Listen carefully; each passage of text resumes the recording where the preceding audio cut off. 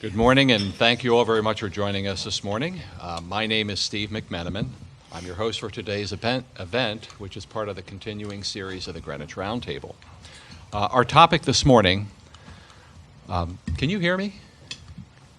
Okay, thank you. Our topic this morning on the role, titled The Role of the Investment Committee, Getting Alpha from Good Governance, is a continuation of our look into the influence that the chief investment officers and now investment committees can have on the corpus. Today's session is being recorded with the hope that it forms the intellectual foundation for our next best practices white paper on the subject. Not since the late Peter Bernstein sat next to Charlie on this day 7 years ago have we had such legendary thought leaders, an embarrassment of riches, if you will, assemble for such an important topic. And as always, the views of the speakers are their own. I will briefly introduce them. Let's see here. Sitting to John's left, Keith Ambasher is Director Emeritus of the Rotman International Center for Pension Management. He's the Adjunct Professor of Finance and Publisher and Editor of the Rotman International Journal of Pension Management. His firm, KPA Advisory Services, has provided advice to governments, industry associations, pension plan sponsors, foundations, and other institutional investors since 1985. He is the co-founder of the CEM Benchmarking, Inc., which monitors the performance of 300 pensions worldwide. Keith has authored 3 books on pension management and has received numerous industry awards, including P&I's 30 Most Influential People in Pensions and Investments. Sitting to Keith's left, Myra Drucker is an independent director of GMO, a member of the investment committee of the Kresge Foundation, the Boeing Company, and Nathan Cummings Foundation. Ms. Drucker was formerly the chief investment officer of General Motors Trust Bank, where she headed General Motors Asset Management outsourced CIO business. Before that, she was chief investment officer of Xerox Corporation and led pension investments for International Paper Company. She's the past chair of the board of Common Fund and past vice chair of the board of Sarah Lawrence College. She has served on the Investors Practices Committee of the President's Working Group on Financial Markets and a member of the editorial board of the Financial Analyst Journal. In 2011, Ms. Drucker received the Institutional Investor Magazine Investor Lifetime Achievement Award. Ms. Drucker is a frequent speaker and advisor on board governance issues. And finally, sitting to Myra's left, Charlie Ellis may need no introduction to those of us in the room, but more germane to today's topic, he served in governance roles and chaired some of the leading institutions on the planet, such as Yale, Phillips Exeter, Robert Wood Johnson Foundation, NYU Stern School, Australia's Future Fund, and Singapore's GIC. He's written 17 books, most of which stand the test of time, such as Winning the Loser's Game and The Elements of Investing. Today, I should say, Mr. Ellis is the chairman of the Whitehead Institute for Biomedical Research and a passionate advocate for investor education. And finally, John, I don't have your bio. I think everyone knows you by now. You're the chairman of the group, and John's going to lead our group today. Infamous, I assume. Thank you, Steve, and let me thank my panel in advance. We'll do that again more formally, but this is a real treat.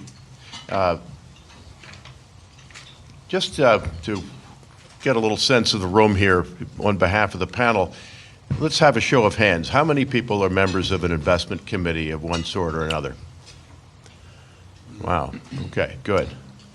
Well, this is an interesting topic because, in fact, the growth and the evolution of investment committee roles is one of the more important things that's suddenly come to everyone's attention.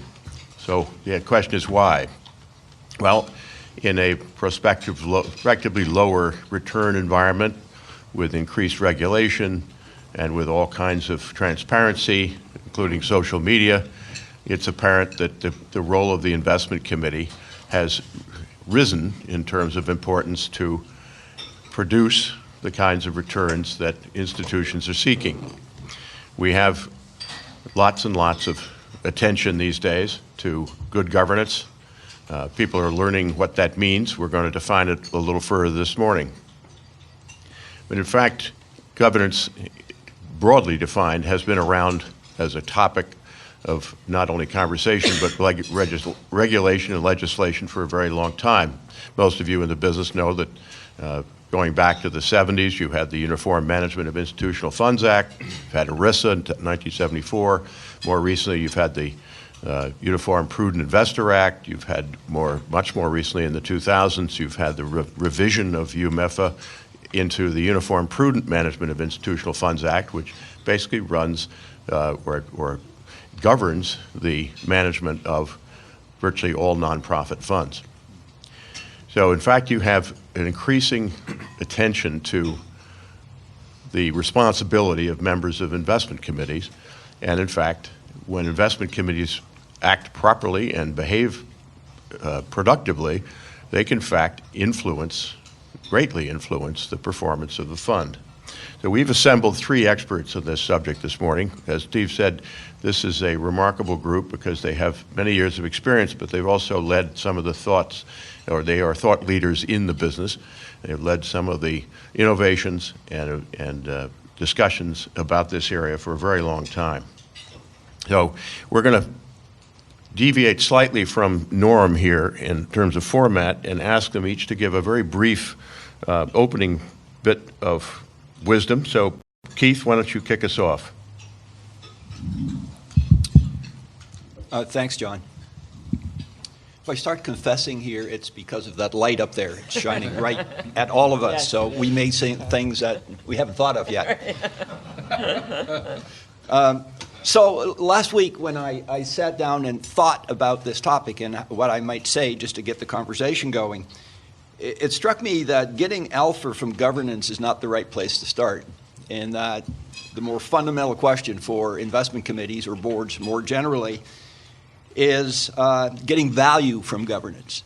And so let me just give you some thoughts on getting value for governance and then some closing thoughts on the alpha part.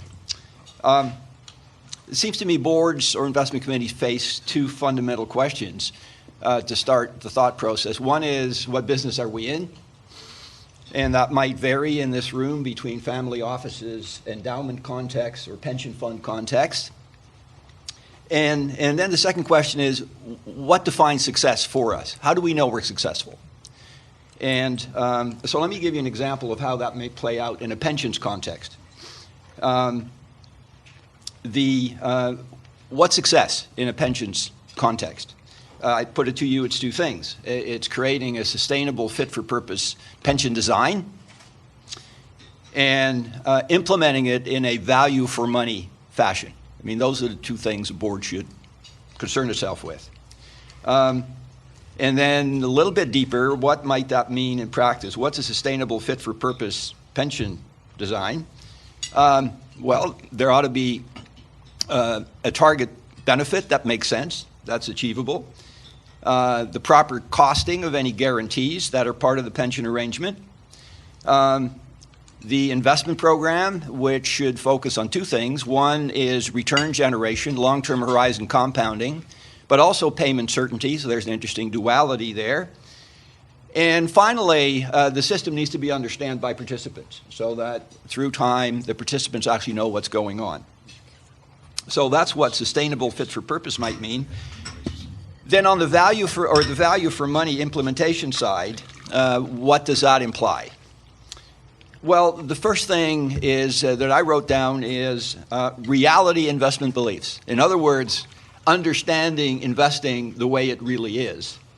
And let me just give you one reference if you want to do, if you haven't read already. In fact, let me ask you, chapter 12 of the General Theory, Keynes, 1936. How many of you have read that chapter? Charlie has. Charlie gets points. Nobody else. Oh, my goodness. We just don't remember anymore, Keith. It's the best thing ever written on investment beliefs, to this day, I believe. And basically, the thesis goes something like this. There's 2 kinds of investing, Keynes wrote in 1936. One he called beauty contest investing, which is where the investors try and figure out what the most popular stocks will be 6 months from now when you buy them first. And then 6 months later, you sell them to the other people. And then the game just carries on and on. And he contrasted that with actually turning savings into wealth-producing capital, that definition of investing. And he invites everybody to think about what kind of investing their organization is involved with. Are you a beauty contest investor, or are you in the business of creating wealth with savings? And I think that's a very fundamental thing to think about in terms of investment beliefs when you set up your investment organization. The other question is in the context of a sensible set of investment beliefs, how do you implement them? I mean, how do you actually create the investment program? And some of the key issues there are around insourcing versus outsourcing is a critical question, which is a scale-related thing. If you're big, you have the opportunity to insource, if you so choose. If you're not, you don't have that opportunity. You must outsource. And then the question is, well, what's the most effective way to do the outsourcing? So if those are the, if you like, the value things that boards or investment committees should concern themselves with first at a strategic level, it then raises the question of what kind of people are capable of doing these things. Because now we're thinking about what kind of people do we want on our board or our investment committee. Well, I argue they're people that have the capacity to think about the kind of issues around the business and what defines success. And I think there's three things. One is passion for the cause. You want your board members to believe in what they're doing, and you want them to be passionate about it. Number two, they need to be able to think strategically. And I define that as being able to think conceptually in long horizon contexts. They need to be able to think in that way. And that basically are the kind of people that you want in your investment committee. They're capable of asking questions at the right level. Then the final thing that comes into play is the legal context. It was mentioned briefly earlier. And we come from a trust environment where care, loyalty, and impartiality were the key definitions of what the requirement of these people, how they behave. But I think there's been a significant evolution over time as to what that means.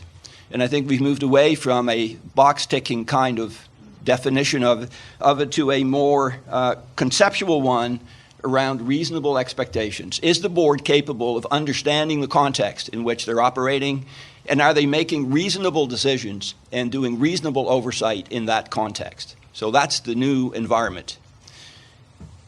Now, finally, on the alpha question, before I pass it on. If you define alpha in the technical sense of risk-adjusted net excess return, that's what it means.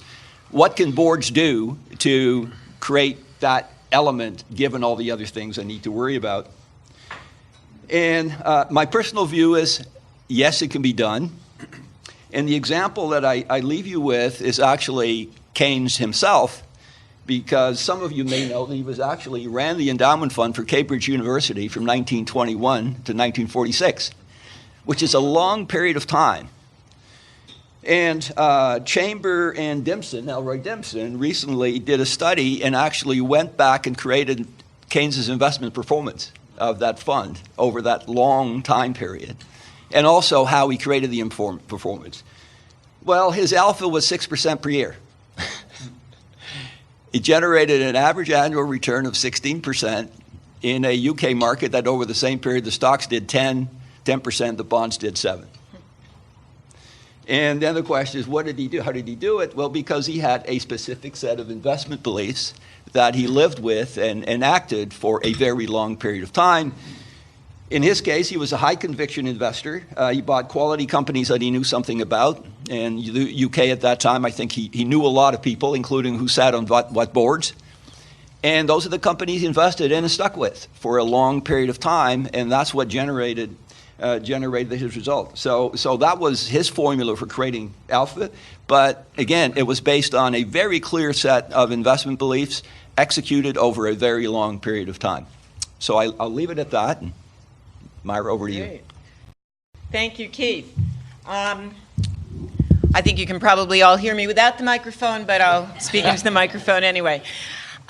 Keith laid out some very critical ideas, and what occurs to me is the summary of of all of what Keith just said is good governance is about having the right people making the right decisions about the right issues. And I would argue that the biggest weakness for most investment committees is that they're deciding about the wrong issues. They haven't spent time thinking about how should we be spending our time. So most investment committees spend time listening to investment managers come in and make presentations. The agendas are often governed by the amount of time that the managers want to go on and on about their economic views, or if it's not outside managers, then it's the chief investment officer and their staff reviewing quarterly performance. I would argue that all of that is a bad use of an investment committee's time, and that the most important and alpha-adding decisions that an investment committee can make and should be making are around the kind of resources that are available to the organization to carry on its investment program. And Keith made an allusion to insourcing versus outsourcing. I think that's critical. I also think it goes further than that. If you've got an internal staff, it's the investment committee who should be trying to assess how good that internal staff is. Is it adequately structured? Is there a compensation system that aligns the interests of that internal staff with the mission of the organization for whom they're investing? Those are things that a good investment committee can influence greatly in many organizations. I've seen this happen in a foundation that I was involved in, where the foundation had a sizable endowment for a long time. It was run by a very, very smart one-man band kind of guy. And it was the investment committee that helped the foundation's president understand that that was not sufficient, and to start creating a staff with resources available to it that could actually run that program. And that staff has since been a huge source of alpha to that organization. On the other hand, I've seen investment committees who realize that there's no way that they can build and compensate internal staff, and they have made decisions to outsource and found the right kind of outsourcer to do the job, and developed a program of careful evaluation of that outsourcer on an ongoing basis, and that too has added tremendous value. Most investment committees don't spend their time doing either one of those things. I would argue that most investment committees shouldn't be making investment decisions, other than the kind of fundamental belief questions that Keith was talking about.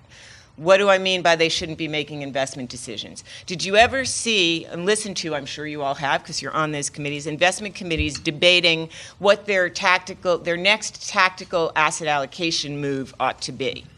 How many times are those debates either dominated by dominant donor Dan or self-interested Sam or one of those characters on the committee, and everybody else is listening politely? How many times have you seen any of your investment committees make a contrarian decision? And yet we all sit here knowing that it's the contrarian, value-oriented move that pays off in the end. Very, very tough for a committee to do, just because of behavioral issues. So most investment committees shouldn't be making shorter-term asset allocation decisions. I would argue that investment committees should not be in the business of selecting investment managers. Now, I have been a portfolio manager presenting to investment committees. I've been a consultant advising investment committees. I've been a chief investment officer, and I've served on numerous investment committees. So I've seen all sides of this equation. The fact of the matter is, if a committee is selecting the investment manager, it's a beauty contest. And that's all it is. And you need good staff that can do deep due diligence and develop relationships with investment managers that will last over time, that aren't going to be flipped out based on short-term performance issues. And that only comes if you know the manager well enough to be able to have faith in their process, or to decide that the process now is really broken. Again, it's not something that committees that meet 4 times a year can do. So investment committees shouldn't be doing asset allocation short-term, shouldn't be doing manager selection, and I will argue they shouldn't be reviewing quarterly performance, which is the other thing that we all do. Because, as Keith talked about, that long time horizon is so essential to to a successful investment program? How do you keep a long-term time horizon when you're looking at quarterly numbers and when most of the conversation is about what did you do last quarter? You can't do it. So get out of that business and get in the business of optimizing the investment resources of your organization, whether they're internal or external. Get in the business of really developing a thoughtful evaluation program of those investment resources, whether it's internal or external, and get out of the business of making investment decisions. That's it. Charlie. That's outrageous. Because that's much of what I was going to say. Repetition's good. Yeah. This may come as a dreadful shock to many of you, but the world is changing, has been changing, and has changed very considerably since Maynard Keynes speculated in small cap stocks for King's College at Cambridge. Any investment committee that honestly believes that they are going to be able to add value by selecting securities or selecting managers is going to do harm to the fund that they are trying to serve. I don't care how marvelous their human values really are. They will be unintentionally doing serious harm, and the more they do, the more harm they will do. And you can see this in all of the data that is being studied with anything like objectivity. The most interesting to me is the record on the selection of investment managers by committees. 75% of committees pick a manager that arguably is within zone of being about as good as any other manager. They're sort of, this one and that one are not terribly different from one another. That's 75%. 25% choose managers that are clearly and decisively worse. And you say, well, what about those that are clearly and decisively better? Decimal point first, 0.1% are decisively superior. In a random number generator, what fraction would you expect to be decisively superior? 0.3. Enough said. The harm being done is terrific. Second data point, the firm that I grew to love so deeply, Greenwich Associates, surveys large numbers of institutional investors every year. And for reasons that I think are just filled with charm, they ask, what rate of return superiority do you expect from your managers compared to the market in which they're invested? And year after year after year after year, it comes in 100 basis points superiority plus or minus 5 basis points. This marvelous belief that there's really going to be value added must be the principal explanation for why people are able to go up against the data, which is so obviously saying just the opposite. When I was young, enthusiastic, and naive, coming out of Yale University, I had a terrific opportunity to go into the investment management business because nobody was going into the investment management business. I didn't get there on purpose. I just made an accident that happened to work out wonderfully well. Today, easily a third of the students graduating from Yale University expect to go into the investment management business. There's a similar flourishing among all the leading universities of the world, sending people into investment management. The number of people who are involved in, with the talent of those individuals is simply spectacular. There's good news. They're all very well paid. There's other good news. They're having a wonderful time. There's other good news. They have figured it out. The world of investing is divisible into two parts. One is price discovery, and the other is value discovery. The crowd of brilliantly talented people have figured out price discovery so well that those who argue about is it truly a really perfectly efficient market or is it just semi-perfectly an efficient market can go on at some considerable length, but the rest of us can stand back and say it doesn't make any difference. Given the magnitude of the fees, the net result of being active doesn't work. And therefore, the first test for any investment committee is, do you understand what's going on? If you do understand what's going on, you would say, analysts are brilliant, hardworking, filled with factual information that's simply astonishing, and the governments of the world require equal distribution of all the information that they would work with.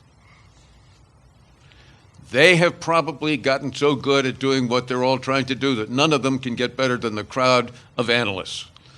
Portfolio managers armed with computer power, they all have Bloombergs, usually have one at home and one at the office. Some have one in the limousine taking them from home to the office. They all have access to all the information anybody could possibly want. They've all been to fabulous graduate schools. They all have access to lots of talented people. They have figured it out too. At a portfolio level, it's already been done. The questions that are really interesting are in that other part of the great triage. What are we trying to do? And that's where investment committees come in. And as I think you were saying, if you're spending any time in an investment committee on anything having to do with management, that is time, candidly, that's wasted. Or worse, you may be doing harm, but you can't be doing any real good. If you would spend all of your time on things that have to do with governance, you have a real chance to make a real difference. And that's the world into which this group of people can make a real contribution and have some wonderful fun. I have stories on stories on stories that I could tell you about how dreadful it is to witness those who are not doing governance. The secret to governance is simple. Write down on one side of one sheet of paper the guidelines that you expect your committee to follow. Get approval of those guidelines and leave the room forever.